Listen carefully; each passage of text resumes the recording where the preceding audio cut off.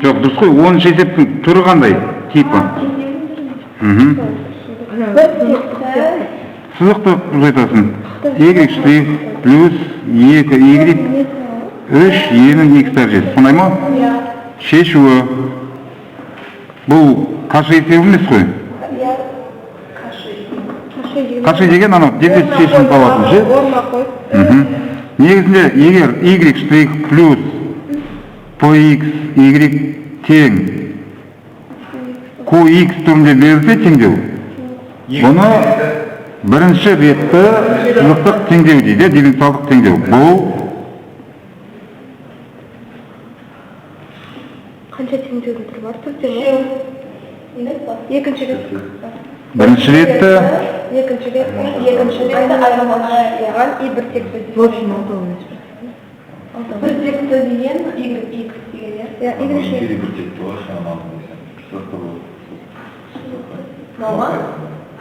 Общий қанша теңдеу бар?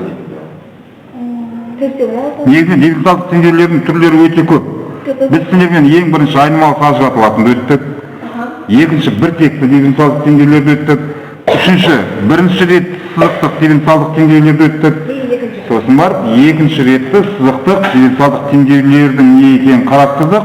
Бірақ бұның ішінде біз сіздермен тек қана коэффициенттер тұрақты бір текті екінші рет сызықтық дифференциалдық теңдеулерді өттік. Бір текті дегеніміз 0-ге теңестірілген.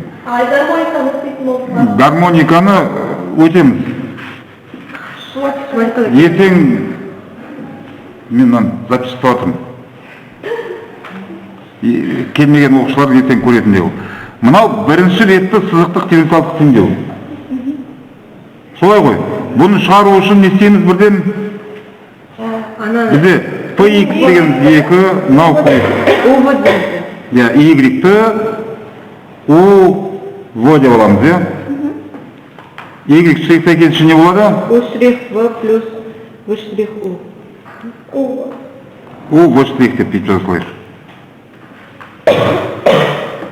Орнына қоятын болсақ, U штрих V плюс U V штрих плюс 2 еселенген U V болады, тең 3 EX.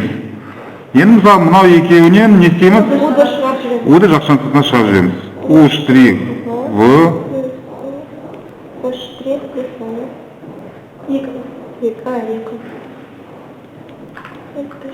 плюс ары қарай жақшаны 0-ге теңестіреміз. V штрих. Яғни жақша 0-ге айналатындай V-ны тауып аламыз, хотя ең болмаса біреуін. ДВ бөлінген Мындай болады ғой? Ары қарай.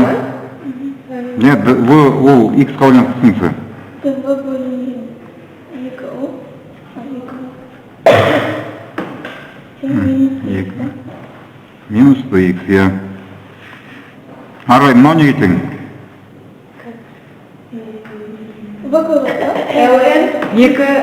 Екіден бір В ма? Екіден бір ln V тең неге? Минус X.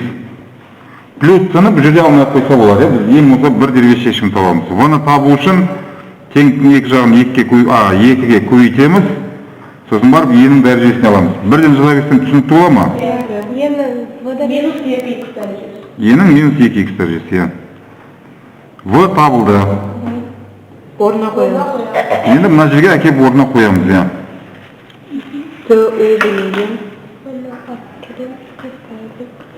Мына жерге әкеп қойсақ, жақшаның ішіне кетен болады? 0-ге. U штрих көйтілген V-ның орнына E'нің минус 2x дәрежесі дейміз, мына жерде? Тең 3 көйтілген E'нің x дәрежесі.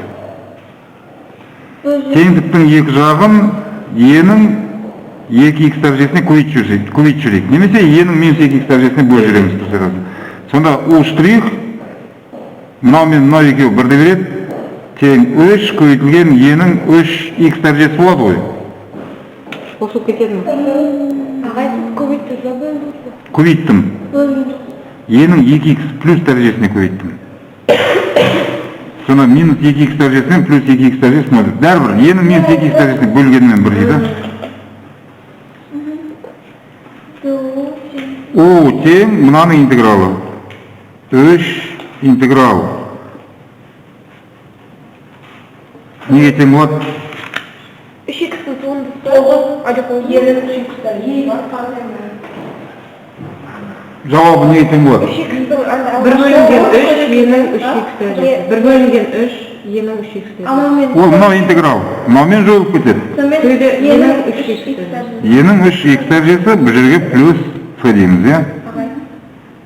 Мынау 3-ті, мынау dx-тің астына d3x дейсіңіз. Мынау екеуі бірге d3x десек. Енді y тең o көбейтілген v ғой. O бізде мынау E'nin 3x плюс f, ол uға тең. Көбейтілген v бізде неге тең болды? E'nin минус 2x дәрежесіне. Жақшаны ашайық. Y тең E'nin x дәрежесі плюс f E'nin минус 2x дәрежесі. Мхм. 3 бөлінген 5, E'nin 3x дәрежесі плюс с E'nin минус 2. Мхм. Жауабы негізінен дұрыс емес екен, иә? Бестен 3 жоқ бізде. Біздікі дұрыс шықты ма, да? Мынау дұрыс. 12 классымен шығарғанда да тура осындай болған.